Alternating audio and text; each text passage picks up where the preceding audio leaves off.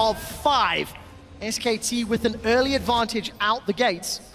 And they've got themselves an early lane strength in Marin's top lane. On and Albus, can you make up the deficit against Bang and Wolf? You know, I'm a bit intrigued to see Wolf play the Tahm Kench here because it's not something he's really shown before. Coming in, he didn't play it in the group stage, he didn't play it in Korea. So the mind games are going to be real coming into the semifinal match if SKT does go through, but they have at least started to show something else. It also just gives you an extra practice game. It's kind of hard to call a quarterfinal here a practice game, but you want some competitive experience because scrims versus online obviously is offline rather is definitely a different environment. I just think every support going on from quarters into semis should master the Tahm Kench because that pick could be big and potentially in the finals. Well, we're seeing it grow as the World Championships are continuing to play on. That's disgusting. I think it's fascinating, personally. SKT and AHQ with another defensive start. This time around, An is moving up to the top lane. Actually, again, they started the lane swap last time. SKT caught a little unawares. And it seems like we're going to have another lane swap set up to try to, I imagine, avoid that Darius-Renekton matchup. I'm a bit surprised that AHQ has prioritized that Darius just because we've seen so many lane counters from SK Telecom against it. They've shown a variety of picks. They've been able to deal with it probably better than any other team so far. And Marin, he's a hell of a Renekton player, and he always has been. So it's a very big comfort pick for him. Right. Bang started E there. That's interesting. Usually people start W on the Kalista. Did get changed, so you can get less passive stacks there. Wants the E for just maybe some easier push if he was expecting a 2v2.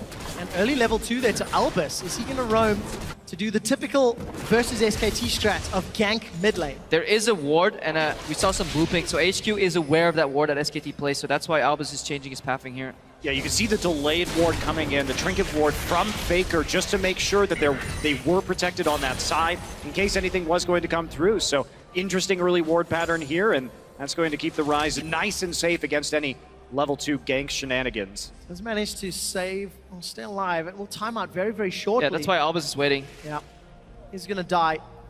Did not have vision of the area, but take a look at the mid lane. Westo lost a very early trade against Faker. He's already burned through his consumables. And Faker does have that HP advantage and the wave pushing against him. So very comfortable and safe on the scaling mid laner. And I think from watching Faker play, that is one thing that separates him from a lot of other mid laners, and many pros have come out and said it when they played against him. He challenges almost every CS you take. Whether it's by attacking you or simply moving in your general direction, having the pressure. It's like a million eyes are watching you CS, and Faker is in your face. And if you mess it up, not only is he going to laugh at you for missing that CS, he'll punish you with an auto attack. So it's incredibly hard to farm into Faker overall. Especially when you have to be this far forward. And Bengi now going to wrap around. He will be seen by the trinket ward. At least coming in from left side though. Westor, he's making it obvious that he has backup though. Yeah, not playing scared at all. I think SKT Faker knows. the bait. So Bengi's not going to go for the gank. Instead, it's going to wrap around to the bottom half of the jungle.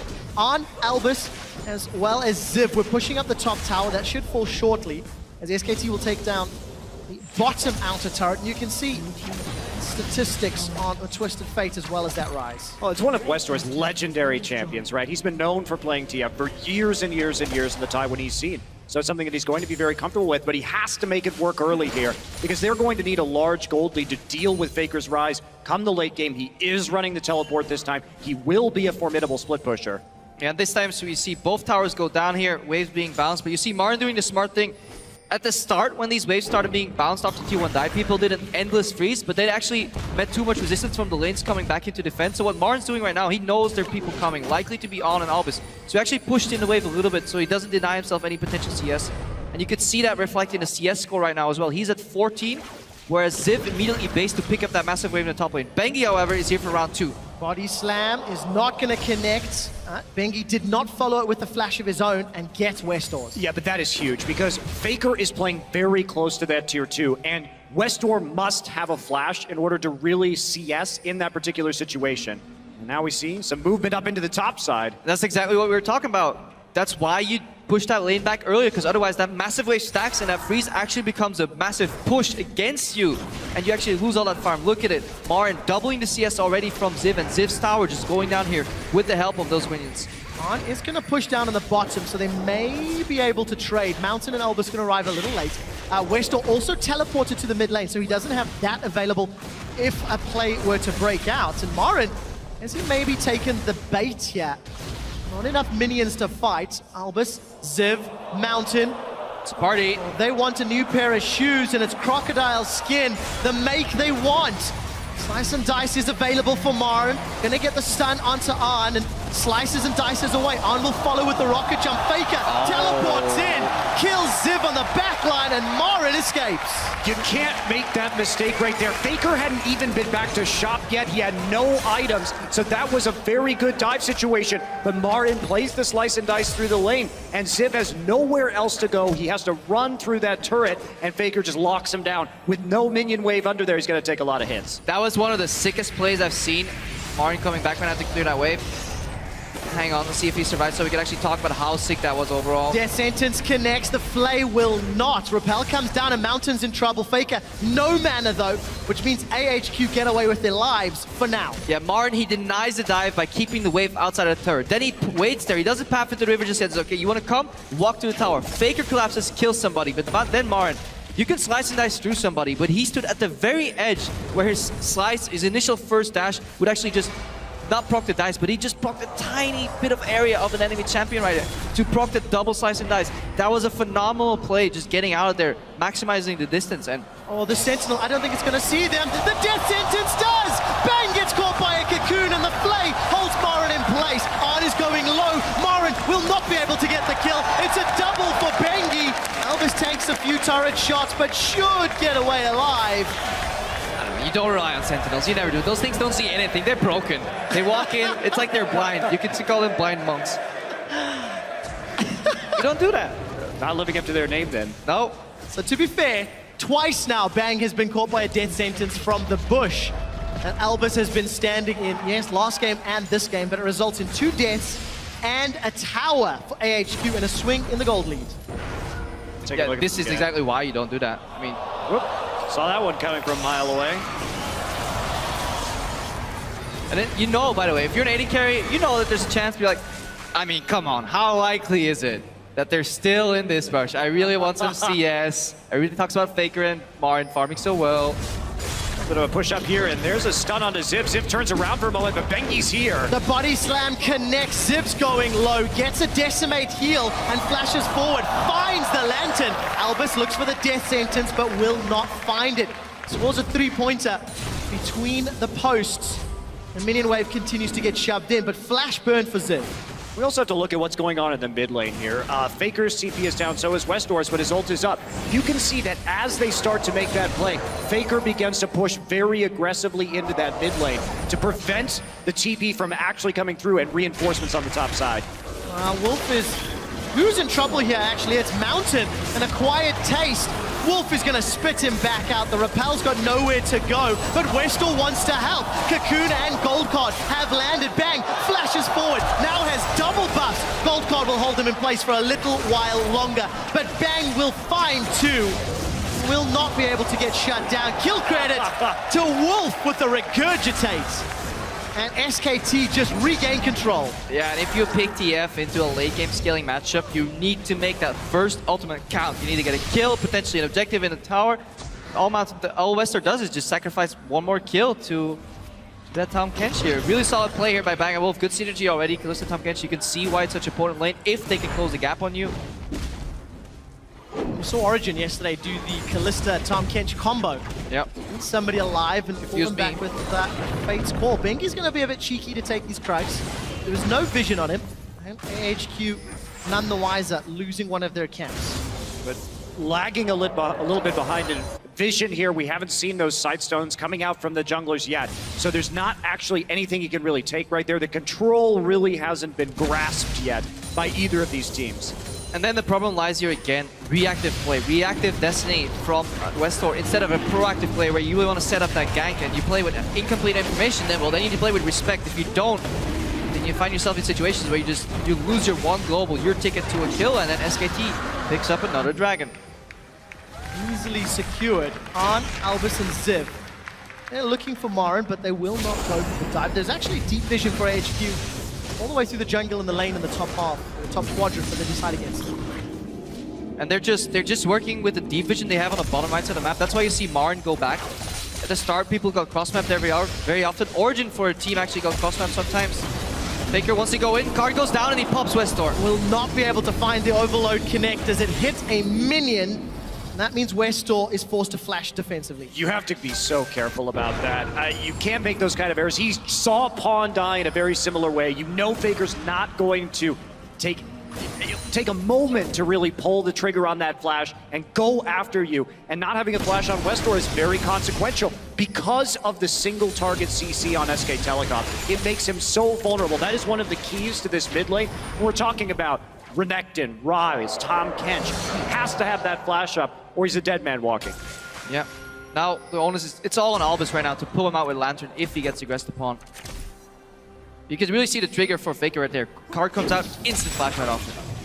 Westor will have the support of Albus's Lantern, but nobody from SKT is going to look for aggression there. Instead, they're grouping up to look for vision. AHQ have a momentary numbers advantage. Flash over the wall from Bengi, instantly gets devoured by Wolf. And another Destiny. Yeah, and you have to, SKT, they see just Gragas getting caught out right there, and they take no risks. Flash over, go straight into Tahm Kench, run away, and that denies any follow-up by AHQ. They put themselves in a risky situation, but they instantly back out. Tongue lash onto Arn. Wolf with Bang, or Bengi rather, just behind him. Bang is down in the bottom lane. The teleport's coming in here. Let's take a look what AHQ can do. Faker's charging up that passive and expended the TP. Deep vision gained, but not a lot more, but it does allow them to loop around, do the same play again, and punish AHQ in the future. I mean, it wasn't the greatest TP, obviously. It was a reaction to Wolf getting hooked, but they still have the pressure. They get more wards down there. They're able to push up to the tier 2 and start to get some damage down onto that mid lane turret. So the TP is expended, but they are getting something for it. Yeah, the main matchup here that is really faltering for HQ is Westor against Faker. 0 proactive TPs, 0 proactive Destinies, 2 for 2 used. SKT force a fight when they're all relatively close to back each other up. Every time any member of SKT takes a risk, except Bang maybe facing a rush, there's already somebody ready to help him on the map. You see Bengi go in, he has backup. You see Wolf go in, Bengi backs him up. They're working as a team. Yeah. Doing it again. Well, there's no real way for AHQ to get to this mid turret quickly, so they're going to take a lot of damage, may not actually lose it because SKT Siege isn't that great with a Ryze Callista, so they can't stick on it while the minion wave gets thinned out. Luckily for SKT, there's a ward very deep in AHQ's jungle. Mountain's trying to clear out what he can. And with Marin having teleport available, he continues to push top. While Arn is pushing out the bottom lane. But again, SKT, they're just laying a SKT flag in AHQ's jungle every single time they push forward. And unlike last game, now what we saw last game was that while SKT was dominating the bottom side of the map, we did see AHQ reciprocate by taking over the opposite side of the jungle. This game, there's virtually no wards on the top side for AHQ, so their counterplay options are severely limited right now because they literally have no information. Yeah, and SKT doing a phenomenal job just shrinking the map, and Destiny just becomes worse and worse the harder the map shrinks overall, because you can't find an opening to a side lane where you can then 2v1. Even if he Destiny's in right now, there's always another member from SKT close enough. And the reality of Twisted Fate is if you can't get deep wards in, if your team can't get deep wards in, when you start to want to combat the Dragon and the Baron, Destiny then has to be used just to see where the hell the enemy team is, and that becomes a major problem that you're using it for vision only. And it brings 0 combat stats to that fight around Dragon, so you work, vision is your advantage, and knowledge is power and all, but if you don't have any vision, you go down with, compare the ultimate from Faker to a Destiny and a Dragon fight, that alone spells out the entire way that fight's gonna play out. Luckily for AHQ, this wave pushing bottom has brought a little bit of vision in the jungle. Unfortunately for AHQ, SKT have started to clear that out already. 1 minute and 20 seconds until this next dragon spawns. SKT secured the first one, and Faker is just going to use that desperate power to shove the wave in as quickly as possible. Even going to get Westor to TP again, not proactively, defensively. Yeah, and it's so frustrating for AHQ. Whenever they clear a pink ward, 2 more take its place. Hail ward drop. Hail ward drop. I want one of those. I assume as a support player you'd love that item. Yeah. Just double one. up every time. Whenever you lose one, your Sightstone just gets 2 wards back, right? Balanced. Makes for very exciting games against WE. Not difficult to deal with at all. So, AHQ, what have they done for the last minute? They shoved in the bottom wave, defended the mid tower, but it's very clear they want to make a play around this dragon. It's just become a ward war for information. SKT doesn't really need this dragon. They've gotten number 1. They're scaling. Westor caught out a little bit. Or maybe the other way around. Bengi, in fact, in a little bit of trouble. Albus has flash, good explosive cost, but the satchel rather, will secure the kill. So numbers advantage to AHQ. Westor is low on mana. If a fight continues to break out, Ziv has arrived. Fate's Call now pulls the catfish in. A big tool to keep Wolf alive is no longer available, and AHQ may make a play for the dragon. AHQ did a really good job of pushing up all the lanes before that happened. SKT still around the side. Here comes the ult from Tahm Kench. Let's take a look. Missile Voyage is going to bring him into territory, but SKT flash over the wall. Ziv will lose his life as AHQ secure dragon. SKT may be able to get a tower out of the deal as well, so advantage SKT. And that's what they do so well. Whenever they lose a member, they're still willing to look for an opening and immediately act on it. They don't hesitate. They don't fall back out of the area assuming everything is lost. SKT is so good at finding these little picks whenever they could see the dragon or a kill.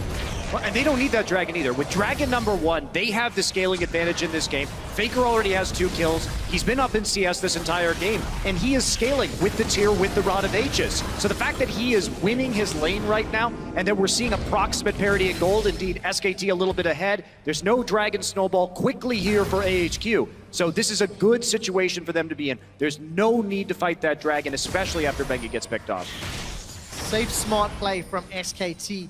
This time around, Westor does not have the same CS disadvantage that we saw from game 1, despite the fact that he's been flashless multiple times. The only problem is he spent all of his time on the back foot defending his farm, and now Westor may get caught out. He's in so much trouble. Bengi has been pinged out, but there's no play left for Westor to get out of here. No, there is not. The barrel comes out from Bengi. A body slam is going to be enough. The kill will get secured by Bengi. 2 assists for SKT. Yeah, Bengi doesn't go in with the body slam either, because that is the only way that Westor can get out, flashing over the body slam. So he just holds, waits for it to force flash, then chases with body slam. Luckily, Kench was waiting too. Here's Faker though. Gentlemen, there's a fight on 2 fronts because Arn's in trouble down bottom. Ziv's caught out in the middle. Here comes Bang with the red buff. Fate's Call holds Ziv in place. Arn gets away alive, but Ziv cannot say the same. Yeah. Bang says, licky tongue, I choose you. Now faces Steam Rocket in the mid lane.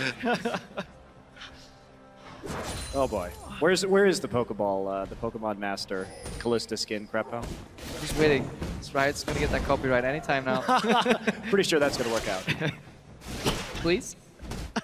SKT, 6 kills to 3. They've got a 3,000 gold lead. A tower advantage, even on dragons. And content to play the scaling game. There's Ziv getting caught once more. Yeah, body slam flash. Bengi, so far in this game, has been doing a lot of body slams, but not flashing after, just to force enemies flash. This time he really wants to commit to Ziv. Perfect combo, and you can see how hard it is for Ziv to get out of there. He's so confused that he actually flashes into the wall too, adding some insult to injury. Well, he wasn't even that far out either. It's hard to... He was playing on the far side of the lane, away from Bengi, where he knew Bengi was. He wasn't that far out from the turret, and he didn't know that Bang was running down the mid lane right there. So very well executed play, but you have to hit that flash body slam before, and then straight into the ultimate. So he wasn't even playing dangerously in that situation. Just got outplayed on the map by SKT. Seems to be the story of everybody that plays against SKT. Despite momentary glimpses of positive play from AHQ. Well, Just can't keep that up. I mean, it's not only here at the World Championship, right? It's in Korea too. If we look at SK Telecom in the summer season, they were 17-1 in best of 3s. And overall, in terms of games, so far, including the World Championship games, They are 44-6 since their loss at MSI. That's like an 88% win rate. Or 50. Insane. Very impressed you did that on the fly. SKT will pull the Baron. Fate's Call is available. Wolf wants to look at the knock-up and will not get an acquired taste for On. They need to back away. As Wolf continues to play aggressive. SKT completely in control and daring AHQ, daring them to contest any objectives. Walking into this Baron is a very dangerous thing for them, and they have so much single target damage. SKT, oh, there's a grab, but... Yeah, Albus is following through.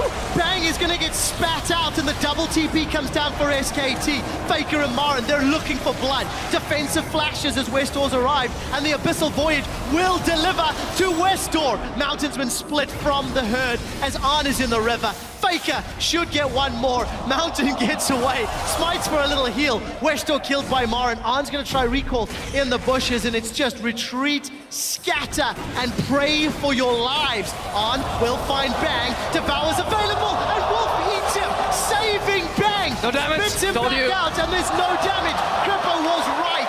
The barrel bonk comes down, and Arn is out for the third of the fight. Love how everybody is holding their breath. Is he gonna die? Is it gonna happen? No. No, because this is SKT, it doesn't happen. Also, we did see a spider was squashed in the jungle. The corpse of Mountain unable to escape. I just love that interaction where Tom Kench eats his AD carry, including the chain. He just keeps on hanging on there. And then it supports Cinder, right? It's like my mind's telling me no, but... We've discussed this before. You don't fish for catfish with a hook. You noodle, you stick your arm in there. So Blitzcrank is the counter, not Thresh. Go in there. Hang on, Faker again, part 2. Albus learned his lesson right now, and SKT, this Baron's going low. This is close. SKT secure Baron, but Ziv is the sacrificial lamb. He gets taken out. Westall left for dead. Double kill to Faker. And it looked scary for a brief moment. And gentlemen, start your clocks. The 3-minute timer to Nexus defeat is on.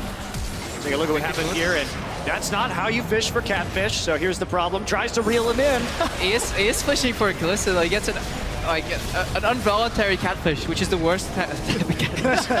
The involuntary catfish is the most deadly, is that right? There's a chase down from here. Great Abyssal Voyage to set this up. Get the exhaust down afterwards, even though he gets hit by the gold card. Flash W from Marin. And that's all she wrote for Westdoor. Faker, in the meantime, is going to find a rune prison. And look at Bengi. Even if On could get away, Bengi's going to find The him. Ryze delivery system. He's going to work perfectly, and Faker goes 5-0.